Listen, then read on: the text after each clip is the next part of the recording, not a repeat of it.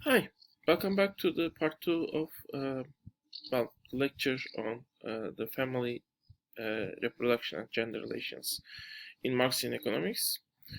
Well, in the last part, we have talked on the we have started talking on the pre-capitalist system world economic relations, which is basically the part of the starting point of this lecture, where we will basically look on how capitalist system has started in the beginning and how it has how transformation from the previous system to capitalist system has happened. Uh, so, uh, we have talked that most people, vast majority of people, not only most people, lived in villages at the time, and even in the villages, self-sufficiency was important. And not only for the villages independently, but also for the family units living in the villages, self-sufficiency is important. So each family in the village, to a large extent, they produce what they need themselves. How they manage that? They are not two or three people, they are large families with both uncles and nephews, wives. They live together, and they can be, even today, even in today's villages, there can be sometimes people, families up to 10 people. In 2 centuries, 3 centuries before, families of 20 people won't be that uncommon. And they will be able to produce what they need, many things, basically. As I said, clothing, housing, completely at the time, probably. Uh, food, all food items, healthcare. Uh, they can't, of course, produce metal products because metal is not available, and metal always, I mean, production of metal goods needed some skill, but they could reproduce it at least. So this type of relation was the main.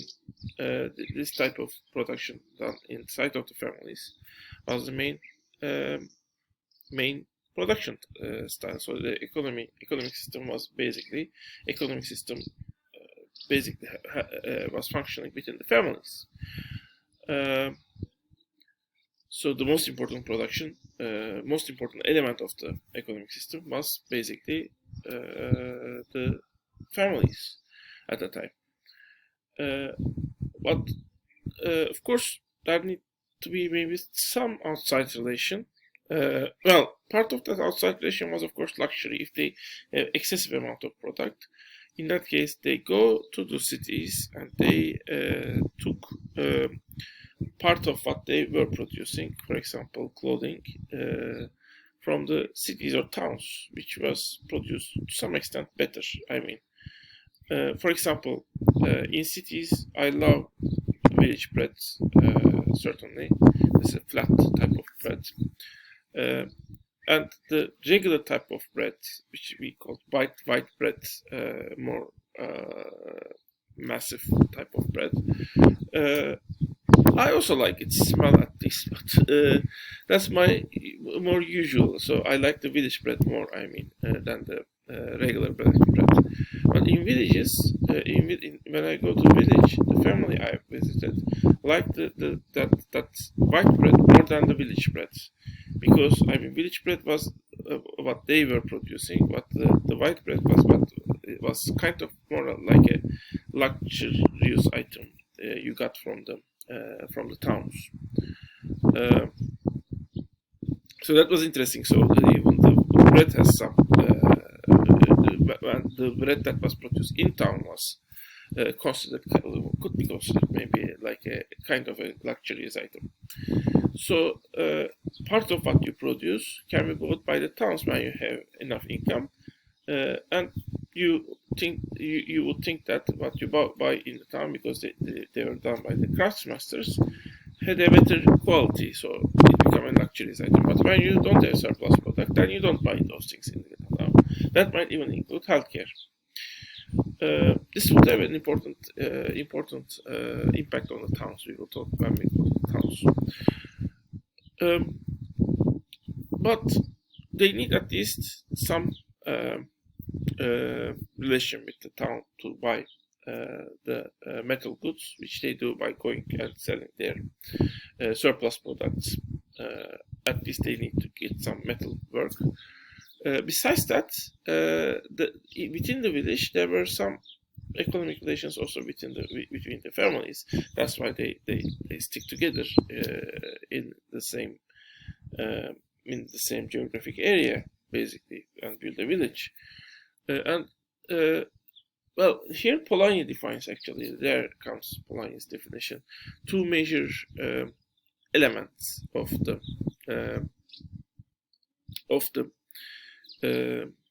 economic relations between the families of the village. One was reciprocity.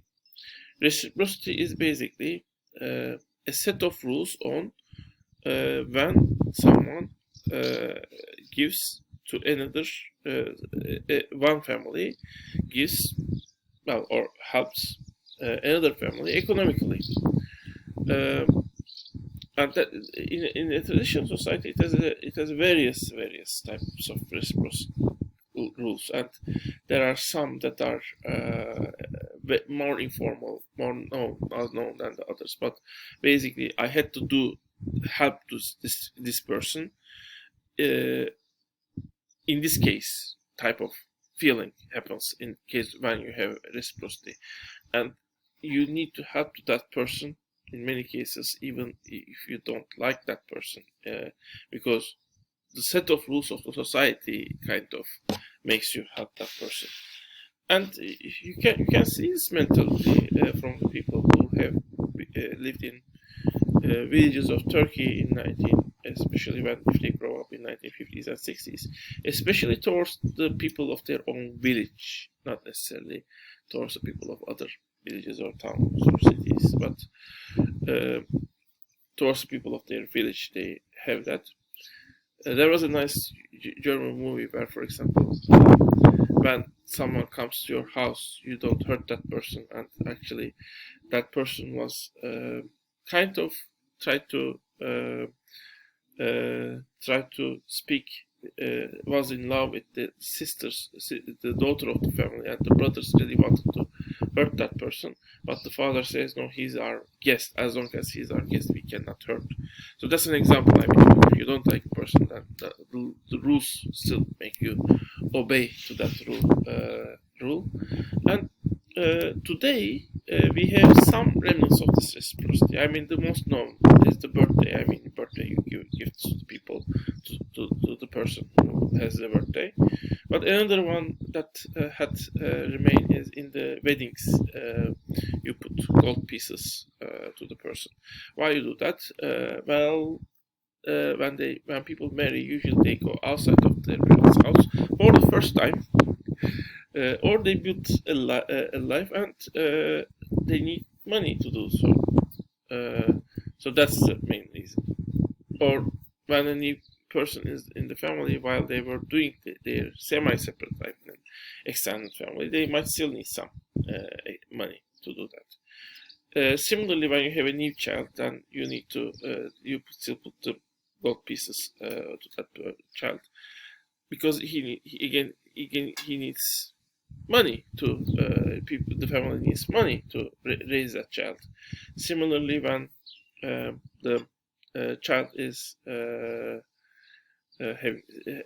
circumcised, that's the male time. I mean, that's taught as the time period when a male child becomes an adult in the old traditional society, of course. So again, the child needs money at that time. If a person dies, that's a famous thing. For the 40 days, the oven will remain cold in that person's house. Why? Because the members of his family or her family need to mourn. So why the oven is cold? Because they don't need to do the household work. They are mourning. So all the household work, including cooking, is done by the surrounding other families. So some of this rule is not anymore in place, but its remnants, its sayings are still there. So the main thing is all of these rules, if you can see, if you have followed it, they help. They make the families help each other at the time of need, especially when a family is really needs that help. The other family helps to that family, and while doing that, mostly, I mean, they don't count. I mean, I have this time, you have this that time. It doesn't happen like that. Even though nowadays, for example, I don't marry. I'm at now. I will be 38 in in this July, and my family sometimes talk on the. We have put gold pieces to our relatives, but they don't. If I never marry, then we don't get the golds back. So even though nowadays people might think about that, usually people don't think at the, especially in the 200 years ago, well, I received this, you received that type of thing. Rather they think, well, this system serves me. Whenever I got really, when I really need help, the system will provide me help. And that's good enough for them. I mean, they don't say, okay, what I am giving to the system and what I am taking from the system, am I in profit? They don't think like that. They think the system benefits me because it provides the security net. Even if I don't fall, just in case if I fall, I like the security net to exist. So that's one thing. And even in the United States now they are talking about, well, maybe people should have their security net. I mean, that security net might be something useful, and they should build the security net without state so that they will survive in time of crisis, basically. But it's difficult once those relations are broken by the system. Well, the third type of work the families are doing is when the village needs something that will benefit all families. We might say public use even. Something that benefits all families, like a road that will go to the village, or, for example, get water to the village. That will benefit all families, because maybe it will, that when you road water to the villages, it will be distributed to the whole farms, all farms and fields. In that case, the people in the village might work together to do that. And nowadays, that they might also not work together. Instead, they might gather money together, and they might hire, of course, the professional people to do the work. But that's because villages themselves becomes now more dependent. They are not anymore independent. In previous eras, of course, they gathered less money and they were doing the work themselves more frequently. This is actually, in Turkish, especially, there's a special name for this working together, imece, and it's even öğrenci imecesi is actually, there's a student group in, I believe, Facebook. I don't have a Facebook account, but I have heard about it, and that imece comes from that. I actually working together to